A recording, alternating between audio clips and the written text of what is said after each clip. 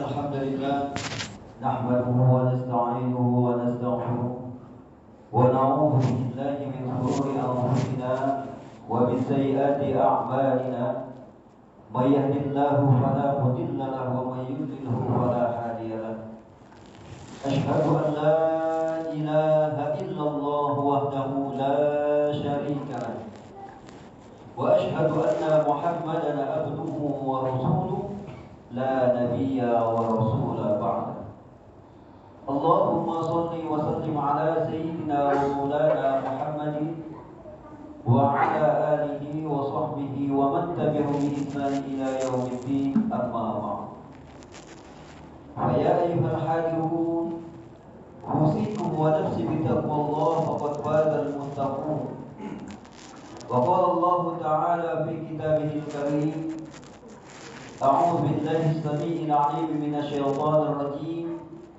بسم الله الرحمن الرحيم يا أيها الذين آمنوا اتقوا الله حق تقاته ولا تموتن إلا وأنتم مسلمون وقال رسول الله صلى الله عليه وسلم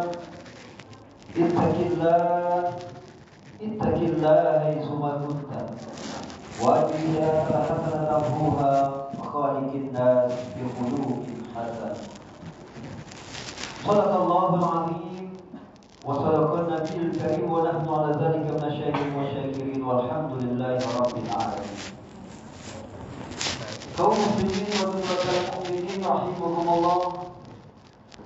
Pertama-tama marilah kita panjatkan puja dan puji syukur atas kehadirat Allah Subhanahu wa taala yang selalu melimpahkan rahmat serta karunia kepada kita sehingga ayunan langkah kaki kita masih Allah hantarkan ke tempat yang paling mulia.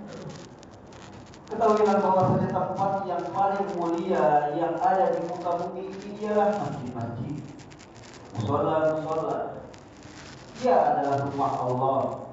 Barang siapa yang mau bertamu ke rumahnya Allah, sudah barang tentu Allah akan menjamunya. Maka penuhi undangan tamunya Allah dengan iman dan takwa, semata-mata mengharapkan pahala dari Allah. Sungguhlah Allah akan sediakan surga yang paling indah untuk orang-orang yang bertakwa. Salawat dan iring salam marilah kita sanjung agungkan kepada junjungan baginda Nabi besar Muhammad sallallahu alaihi wasallam.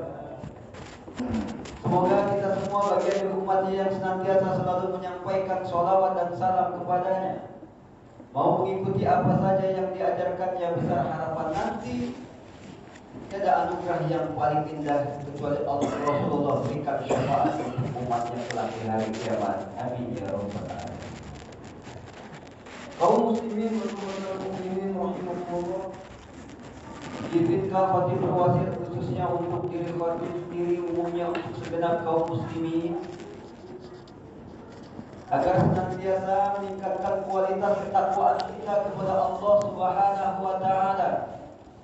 Takwa dalam arti menjalankan segala perintah-perintah Allah dan menjauhi segala apa saja yang dilarangnya. Karena dengan derajat takwa itulah semua usaha kerja keras kita dinilai oleh Allah.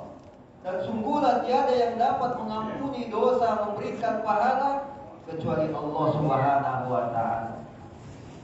Maka sudah selayaknya dan sepatutnya sebagai orang yang beriman dan bertakwa kepada Allah, maka hendaknya kita tunduk patuh terhadap perintah Allah, menjalankan segala perintah Allah dan menjauhi segala apa saja yang dilarang. Adapun nasihat khatib yang kedua, yakni ada ciri-ciri tanda orang yang telah kehilangan keberkahan dari Allah Subhanahu wa taala.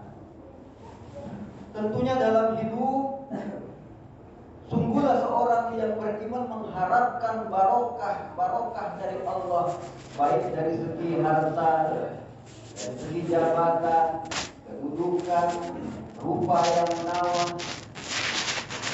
Apakah itu keberkahan dari Allah hadir terhadap harta, ada dalam jabatan, ada dalam rupa yang diberikan?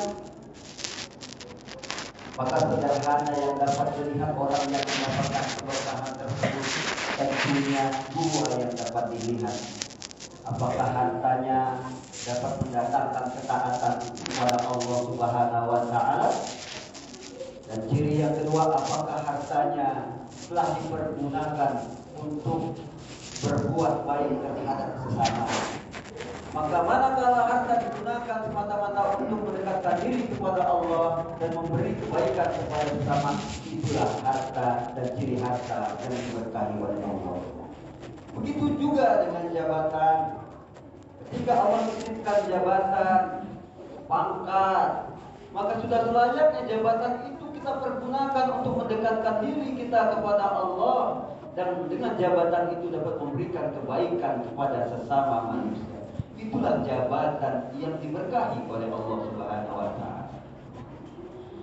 Akan tetapi ada ciri harta, jabatan, titipan-titipan Allah yang tidak diberkahi.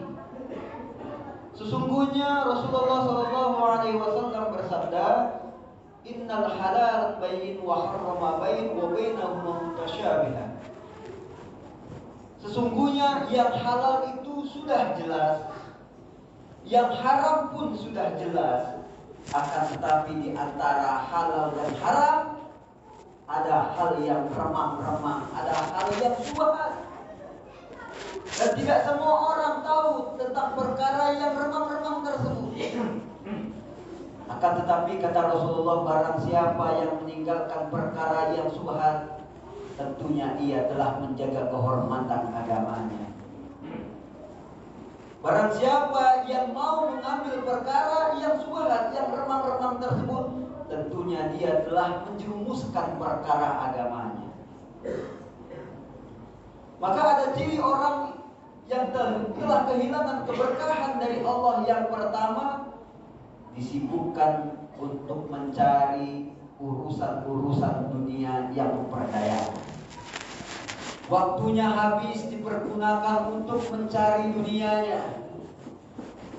Pagi, siang, sore, bahkan malam dia pergunakan untuk mencari urusan dunianya.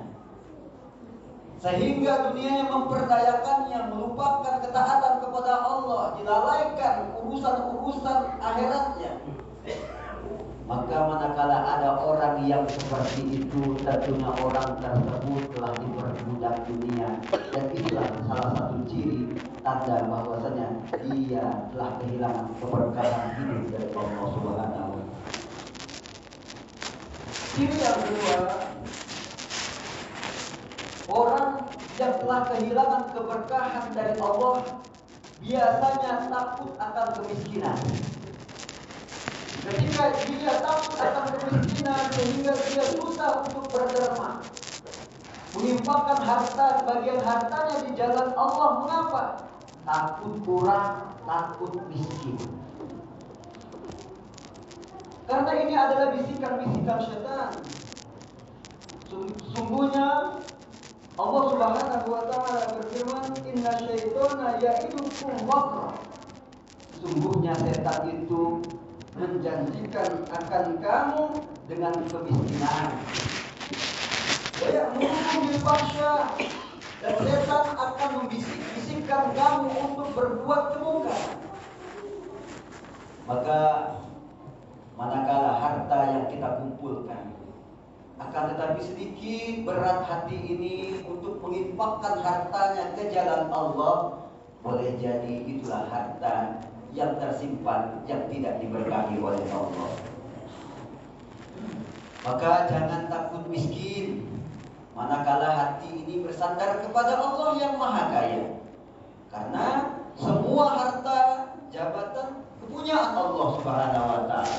Orang yang miskin itu adalah orang yang hatinya sudah kehilangan oleh Allah yang Maha Kaya. Hatinya sudah kehilangan Allah yang Maha Kaya. Orang kaya adalah orang yang hatinya masih terpaut kepada Allah yang Maha Kaya.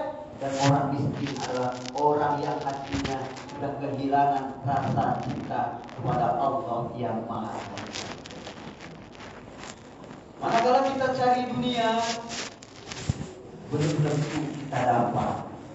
Sekalipun dapat, belum tentu Dapatkan dengan banyak. Boleh jadi banyak yang kita dapatkan, belum tentu kita diberikan kepuasan. Manakala kita puas, belum tentu kepuasan itu akan abadi.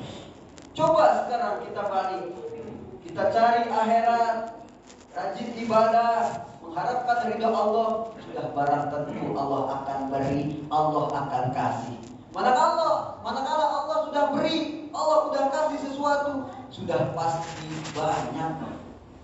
Sudah banyak diberkahi, kemudian diberkahi, Allah timbulkan rasa ketenangan dan kepuasan, memiliki sifat qanaah, mensyukuri terhadap apa yang Allah berikan kepada kita. Manakala kita merasa puas terhadap apa yang Allah berikan, maka kelak itu akan dikekalkan oleh Allah dengan kenikmatan surga. Kaum muslimin wa zumratal mu'minin rahimakumullah. Dan biasanya orang yang telah kehilangan keberkahan, panjang angan-angannya. Karena dengan cita-cita panjang angan-angan, banyak harapan, akan tetapi tidak sesuai kenyataan sehingga ia disibukkan. Maka orang yang telah kehilangan keberkahan, setan akan menuntunnya untuk menghilangkan semua ketaatan dari Allah Subhanahu wa taala. Manakala hati-hati di sisa umur kita, Allah masih sibukkan dengan urusan-urusan yang boleh jadi tidak ada manfaatnya. Dan ciri yang berikutnya, manakala Allah sudah hilangkan keberkahan hidup dari kita, biasanya dicenderungkan mempunyai sifat untuk bermaksiat kepada Allah dan memiliki waktu yang kita pergunakan sia-sia, tidak ada manfaatnya. Maka orang yang telah kehilangan keberkahan akan menyia-nyiakan waktunya, akan diperuntukkan waktu itu untuk bermaksiat kepada Allah. Maka hati-hatilah, karena setiap waktu yang Allah berikan kelak akan dimintakan pertanggungjawaban kita di hadapan Allah Subhanahu wa taala. Maka yakinlah akan janji Allah Subhanahu wa taala dalam sebuah firman surat Al-A'raf ayat 96, walau anna ahlul qura amanu wa taqaw fatahna barakatin minas samai walakin kadzabu fa'akhadna bima kanu yakdzibun. Andaikan saja sekiranya penduduk bumi ini beriman dan bertakwa kepada Allah Subhanahu wa taala, sudah barang tentu Allah akan memberikan keberkahannya dari langit dan bumi. Manakala mereka semua mendustakan terhadap apa yang Allah berikan kepada mereka, sungguhlah azab Allah akan menimpa mereka terhadap apa yang mereka kerjakan. Maka hiasi hidup ini dengan ketaatan, hiasi hidup ini dengan kedekatan kita kepada Allah. Karena kunci hidup, barokahnya hidup, manakala hati ini masih mau mengingat Allah di mana saja kita berada. Ittaqillah haitsuma kunta. Bertakwalah kamu kepada Allah di mana saja kamu berada. Mudah-mudahan sedikit khutbah ini dapat mendatangkan manfaat serta hidayah kepada pendengarnya. Mudah-mudahan Allah sertakan kebaikan, keberkahan hidup serta jalan tunjuk rahmat dari Allah, agar supaya senantiasa meningkatkan kualitas ketakwaan kita kepada Allah Subhanahu wa taala, menjalankan segala perintah Allah dan menjauhi segala apa saja yang dilarangnya. Dan kita memohon kepada Allah agar diwafatkan dalam keadaan sebaik-baiknya wafat, yakni husnul khatimah. Barakallahu lana fil Qur'anil azim wa nafa'ana wa iyyakum bihi ayat wa dhikri wa taqabbal minni wa minkum tilawatahu innahu huwas samiul alim. Aqulu qawli hadza wa astaghfirullah li wa lakum wa lisa'iril muslimina wal muslimat wal